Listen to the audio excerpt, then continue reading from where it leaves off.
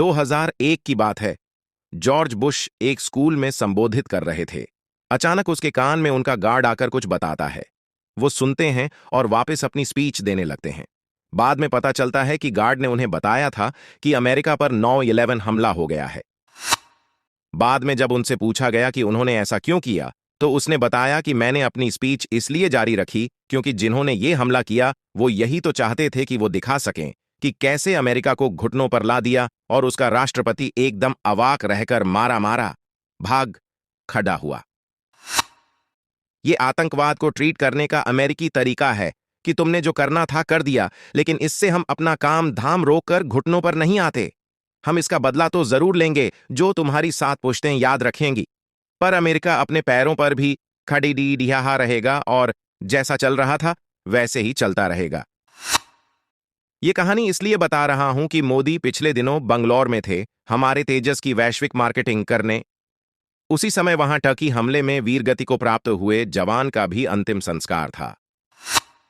विरोधियों को जब हवा में हाथ हिलाने वाले अपने प्रोपेगेंडा से कुछ हासिल नहीं हुआ तो उन्होंने दूसरा ड्रामा किया कि बगल में जवान की अंत्येष्टि हो रही थी और मोदी प्लेन उड़िढ़ा रहा था।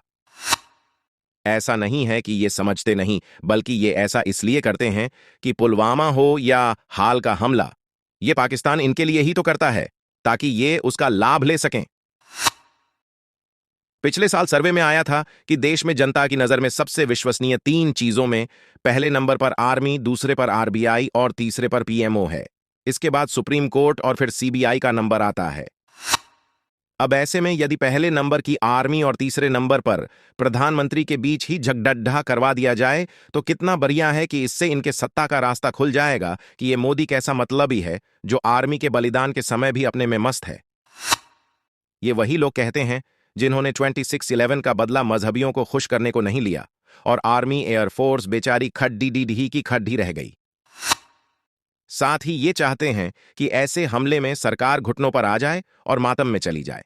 वो अपना सब काम बंद कर दे जिससे टंकियों के हौसले और मजबूत हों कि एक हमला करेंगे और भारत में मातम पसर जाएगा। लेकिन मोदी इसे समझते हैं और न सिर्फ समझते हैं बल्कि पुलवामा के हमले का बदला फिर बालाकोट से लेते हैं, लेकिन इनके आगे सरेंडर नहीं होते।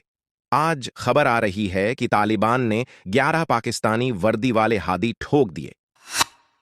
जाहिर है कि अब भारत की नीति बदल गई है कि न सिर्फ हम घुसकर मारेंगे बल्कि जैसे तुम कथित नॉन स्टेट एक्टर्स से हमला करोगे, हम भी फैंटम अज्ञात लोगों से लेकर तालिबान ब्लूच हर तरह से तुमको वही स्वाद चखाएंगे। आज मेजर आर्य अपने वीडियो में यही कह रहे थे कि रावण की नाभि में वार करो ना कि सर काटते रहो, क्योंकि जैसे ही उस पर पैसे आएंगे वो फिर 26/11 करेगा।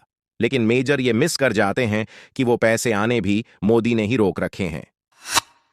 2 तरीके हैं पाकिस्तान से निपटने के, या तो उस पर चढ़ाई कर दो जिसमें हमारा भी बराबर नहीं तो 30% नुकसान जान माल का होगा, या फिर पाकिस्तान को आटे चावल के लिए इतना मोहताज कर दो जैसे अमेरिका ने रूस की इकोनॉमी तोड़ डेट दी थी और अंततः रूस टूट गया।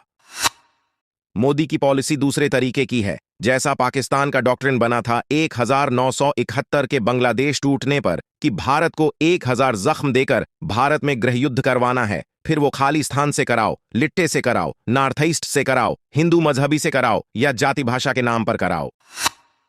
हम भी उसी तरह बलोचिस्तान बनाम पंजाब पाकिस्तान वाला, तालिबान बनाम पाकिस्तान, सिंध बनाम पाकिस्तान, अहमदिया बनाम सुन्नी, शिया बनाम सुन्नी, टीटीपी बनाम पाकिस्तान आर्मी, टीएलपी बनाम आर्मी, हर तरह से उसके अंदर वो माहौल बनवा रहे हैं कि पाकिस्तान गृह युद्ध में चला जाए।